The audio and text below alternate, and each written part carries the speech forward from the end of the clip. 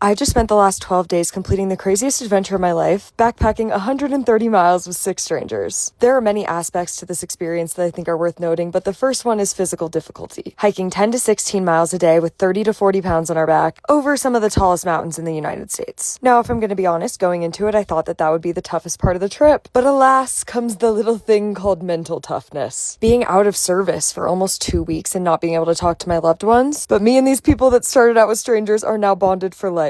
Not showering for 12 days. The only semblance that you have of getting clean is jumping in freezing cold water and trying to scrub yourself down with your hands. Waking up early every morning in the freezing cold and trying to take down my camp. This one might just be a me thing, but I think that was the hardest part. But overall, every single one of those little things made me learn so much about myself. I did this trip guided with Intrepid Travel and Wildland Trekking, which did give me a couple more comforts that I have not had on my solo backpacking trips. For example, the guides cooked us all of our meals and cleaned up, and they planned out our days, so all I had to do was walk and stop when they told me to, usually at some beautiful river or lake. They're just all around also a great company. They donated $90,000 this year to protect our national parks, which we know are under attack right now. So they're really putting their money where their mouth is. I've said it once and I will say it again. I think the group trip experience is so impactful on your life. You get a sense of what it's like to solo travel, but you also become bonded with these people so quickly. We are already planning out future trips. And although this was one of the hardest experiences of my entire life, I would do it over and over and over again, and I do plan on coming back and doing the first 100 miles of the trail. So that's some type 2 fun for you.